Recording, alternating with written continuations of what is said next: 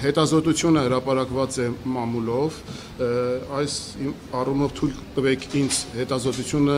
քիչ այլ կառուցվածքով ներկայացնել, ավելի համահունչ այսօրվա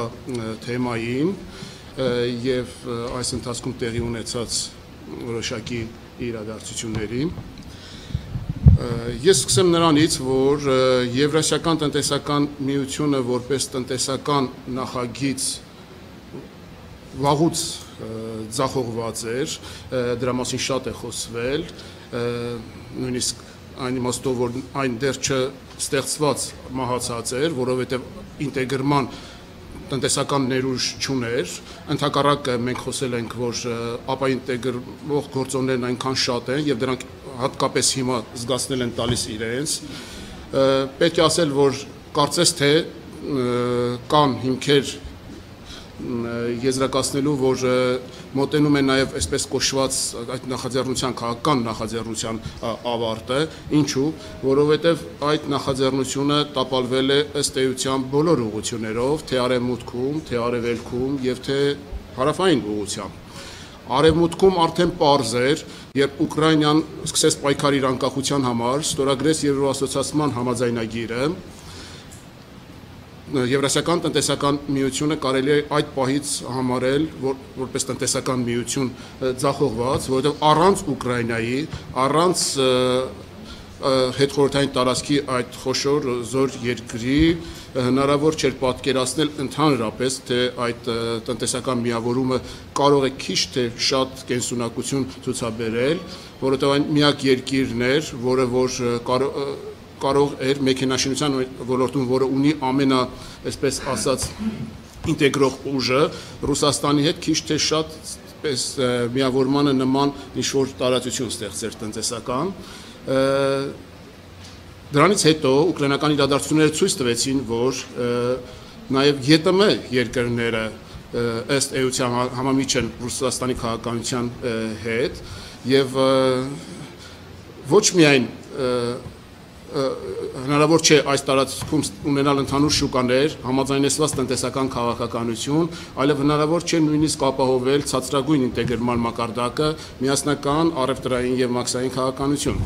Ուկրաինան միացավ Եվրոպայի Եվրոմիության ազատ տնտեսական գոտուն, բայց ԵՏՄ որևէ երկիր իր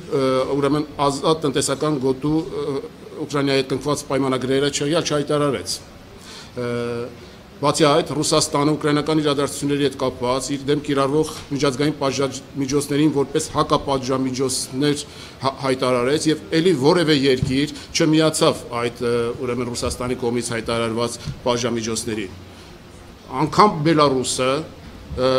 ըստ էության, որ ամենաշատ շահագրգռված երկիրն էր տնտեսապես ԵՏՄ-ի, որովհետեւ ըստ էության ԵՏՄ փոխադարձ առևտրի շուրջ կեսը բաժին է ընկնում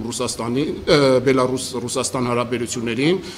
եւ Բելարուսի համար հիմնական շուկան ռուսական շուկան է եւ Բելարուսը օգտագործում է նաեւ ռուսական ռեսուրսներն ու հումքը, բայց այնուամենայնիվ Բելարուսը նույնպես, այսպես ասած, դանդաղ, բայց այնուամենայնիվ որոշակի պայքար է մղում իր անկախությունը պահելու համար, լավ հասկանալով թե ինչ ավարտ կարող է ունենալ Ռուսաստանի համար այսօր Ռուսաստանի կողմից իրականացվող քաղաքականությունը եւ ի վերջո Ռուսաստանի մեկուսացումը կհանգեցնի նաեւ լուրջ խնդիրների իր համար։ Արևելյան ուղղությամբ ԵՏՄ-ի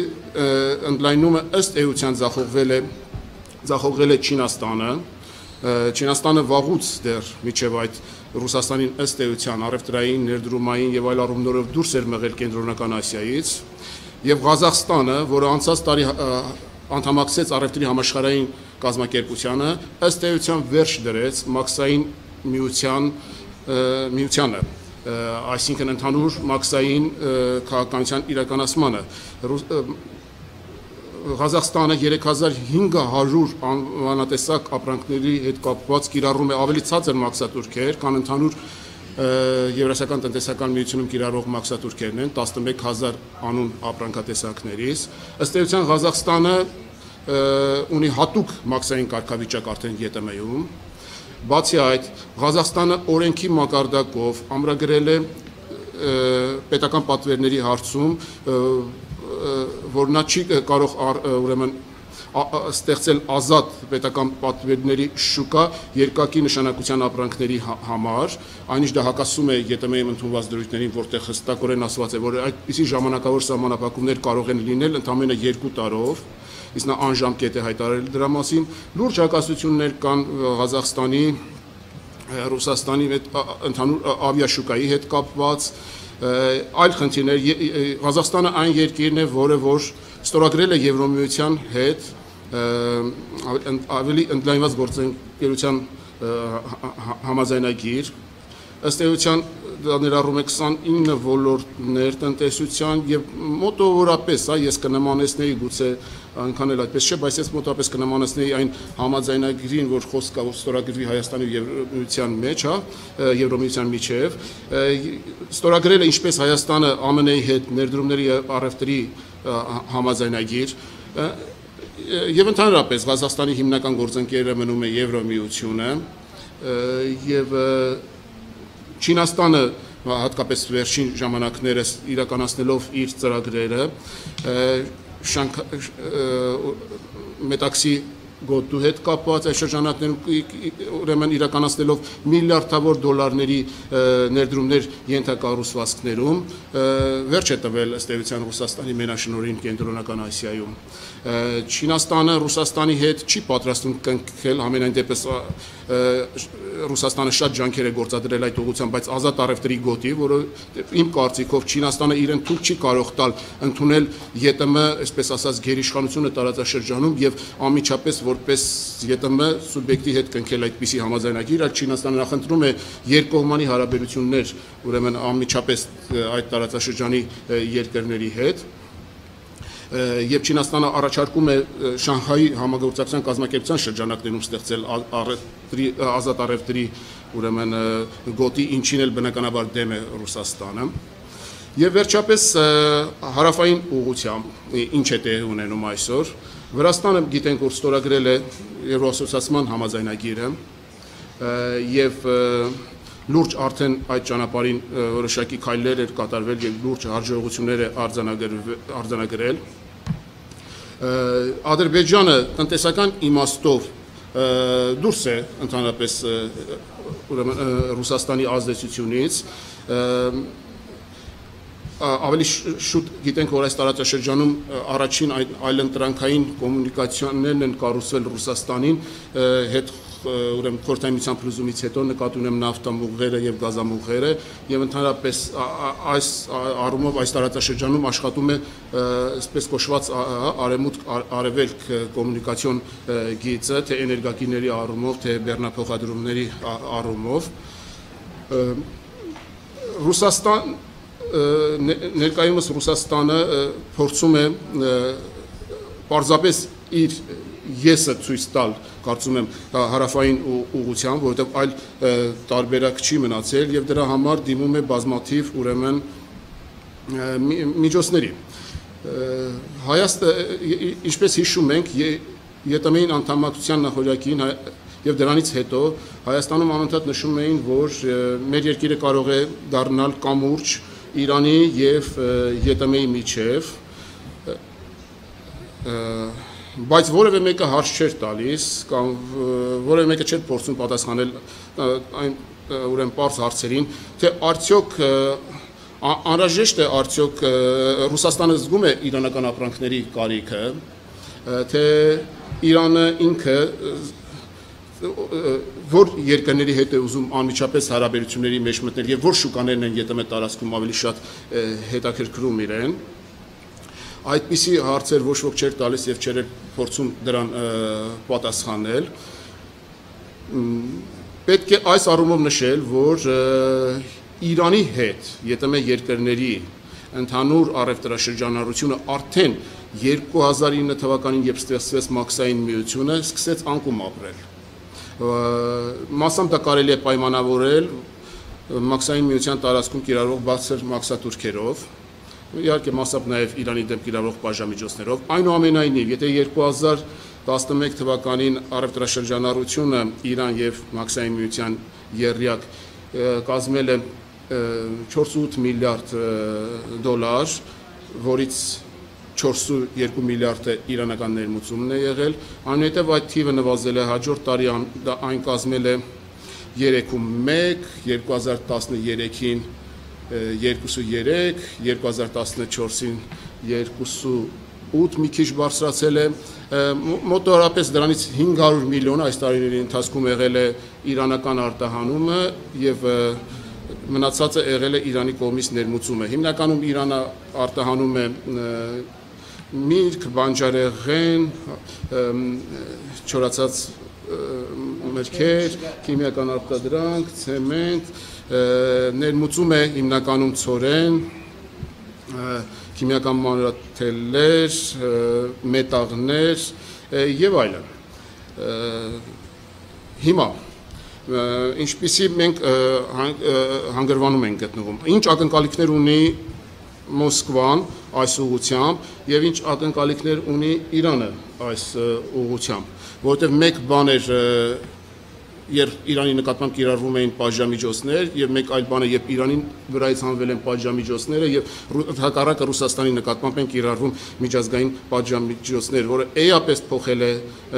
ուրեմն տարածաշրջանի ուժերի դասավորվածությունը եւ ապագան ու հեռանկարը տարածաշրջանային նախագծերի իրականացման առումով։ Ռուսաստանը ակնկալում էր եւ Ռուսաստանին պետք է նշել, որ ձեռնտու էր պատժամիջոցներից տակ գտնվող Իրան, որովհետեւ Ռուսաստանը դեռ ժամանակին 2000-ականների սկզբին նախատեսում էր այս ուղղությամբ հյուսիս-հարավ տրանսպորտային տարածության ստեղծում,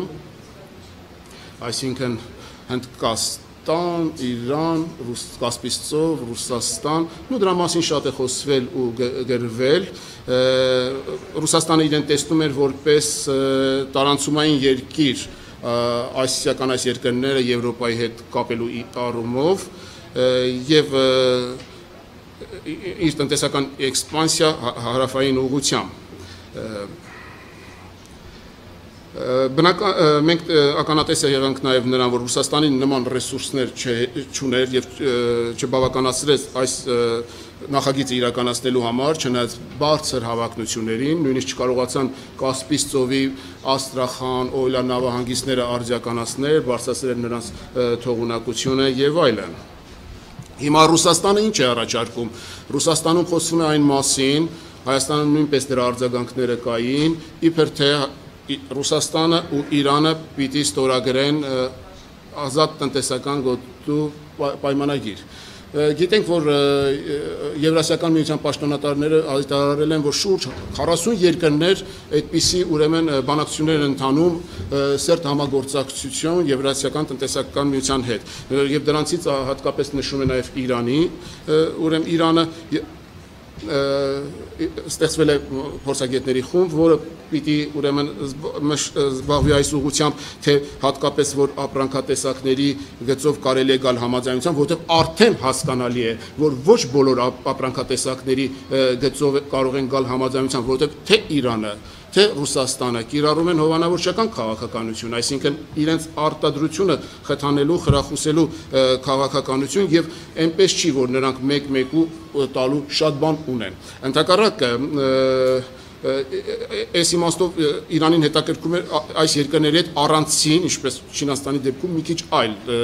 կոնտեքստում, առանցին համաձայնագրերի կնքում, բարենպաստ առևտրային ռեժիմների վերաբերյալ համաձայնագրերի կնքում։ Եվ այս առումով պետք է նշել, որ Իրանի համար հատկապես կարևորվում է Ղազախստանը, ոչ թե Ռուսաստանը, որովհետև ըստ էության այս տարածաշրջանից Իրանի ներմուծման հիմնական ապրանքատեսակը դրանք հացահատիկներն են, ցորենն են, որը կարող է նրան մատակարարել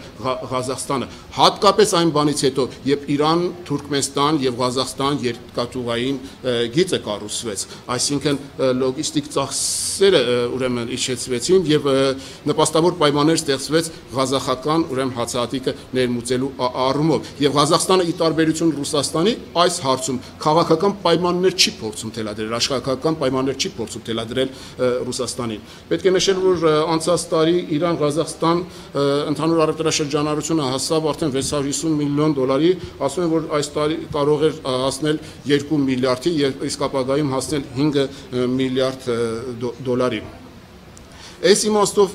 ուրեմն պետք է սպասել, որ չնայած նրան, որ հայտարարվել է, որ 2017 թվականին ԵՏՄ եւ Իրանի միջև կկնքվի ժամանակավոր ազատ առևտրի համաձայնագիր եւ ոչ ժամանակավորը արդեն մինչեւ 20 թվականը, բայց բազմաթիվ հարցեր կան, որ դեռ պիտի ունենան իրենց ուրեմն պատասխանը, կողմերի պարտավորությունները ճշտված չեն։ Ես փորձեցի պարզապես ներկայացնել, որ Իրանը ունի իր առանձին հետաքրքրությունները տարածաշրջանի տարբեր երկրների նկատմամբ։ Հիմա այսպիսի պայմաններում Ռուսաստանը իր եսը ցույց տալու համար Հարավային Կովկասում փորձում է օգտագործել, ինչպես նշեցի, ինչ ունի ձեռքի տակ։ Այս թվում նաև Ղարաբաղի հարցը, այսինքն ձեռքի տակ նա քիչ լծակներ ունի այսօր տարածաշրջանում, թե Վրաստանում, թե Ադրբեջանում, մնում է Ղարաբաղի հարցը, որպեսզի որոշակի ուրեմն ազդեցություն կարողանա նախ ունենալ Ադրբեջանում, եթե նա չունեցավ ազդեցություն կարծիքով Հարավային Կովկասում, ապա այդ ազդեցությունը, եթե չենք խոսում ԱՄՆ-ի ու Եվրոմիության մասին, որոնք իսկապես տարածաշրջանը դիտարկում են որպես իրենց տնտեսական եւ անվտանգության տարածքի մաս, այնուամենայնիվ Ռուսաստանին տարածաշրջանի երկրներից հաստատ Չինաստանը դուրս կմղի Հարավային Կովկասից։ Եվ Ղարաբաղի հարցը, բայց հասկանալի է, որ այս հարցը կարող է լուծվել Հայաստանի համաձայնությամբ։ Իսկ Հայաստանի դեպքում Հայաստանի համաձայնությունը հավասարազոր է ինքնասպանության։ Ռուսաստանը առաջարկում է, որ Հայաստանը այս մեկուսացված իրավիճակից կարող է դուրս գալ խնդրի լուծմամբ, ապաշրջափակման միջոցով, այսինքն Ադրբեջանի տարածքով ելք դեպի Ռուսաստան, այլ բան չունի առաջարկելու։ Ինչպես ժամանակին Թուրքիան, եւ մինչեւ հիմա Թուրքիան առաջարկում է քաղաքական ուրեմն պարտավորություններ ու զիջումներ ապաշրջափակման դիմաց։ Եվ այսպիսի պայմաններում Հայաստանը ունի լուրջ այլընտրանք ապաշրջափակման, որը առաջարկվել է Իրանի կողմից եւ որում շահագրգռված է նաեւ Եվրոմիությունը, որտեղ այն նախագիծը, որ առաջարկվել է Իրանի կողմից Պարսից ծոց, Սև ծով տրանսպորտային նոր միջանցքի ստեղծումը, այն պիտի զարգանա նաև Սև ծով, Բուլղարիա եւ Հունաստան, այսինքն ընդգրկի նաև Եվրոմիության այս երկու երկրները։ Եվ Իրանը ցույց է տալիս իր շահագրգռվածությունը թե Հայաստանի հետ տնտեսական հարաբերությունների առումով, թե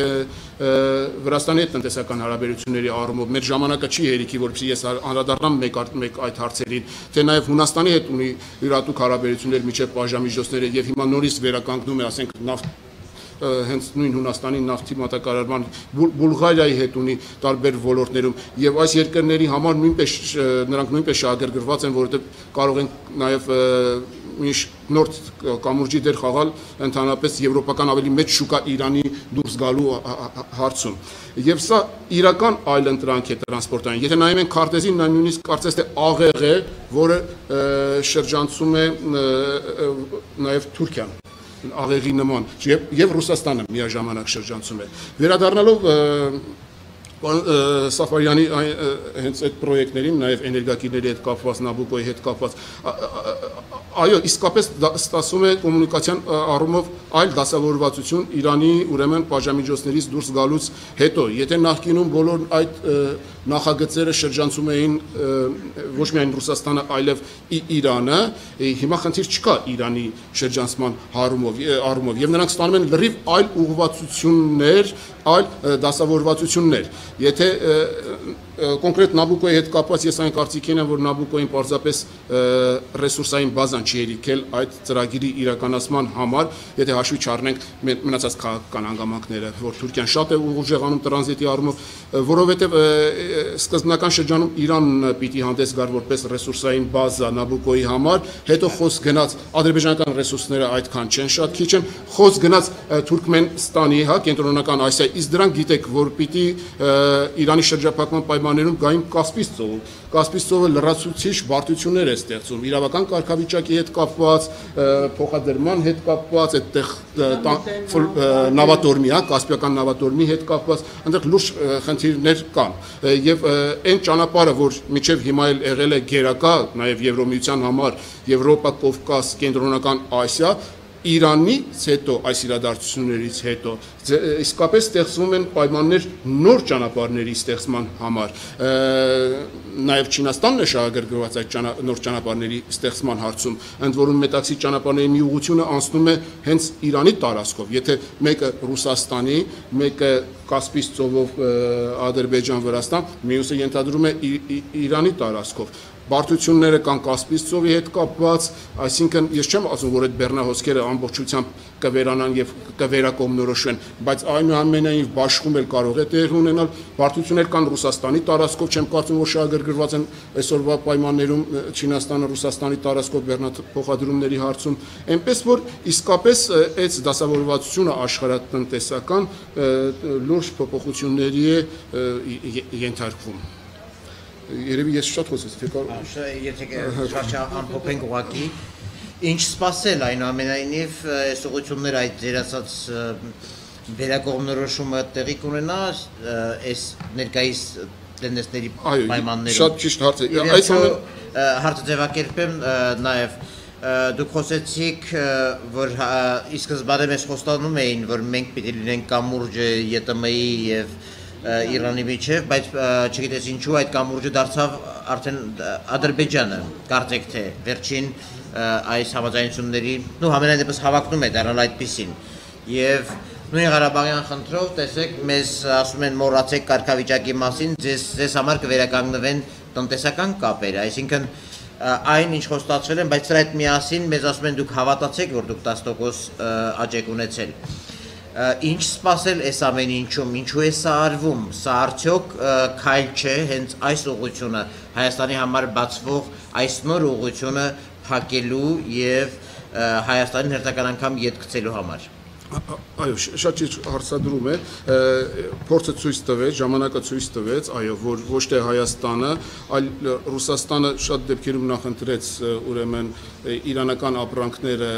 ուրեմն ընդունել Ադրբեջանի տարածքով, նկատի ունեմ Թուրքիայի դեմ կիրառվող էմբարգոից հետո Իրանը որոշակի իսկապես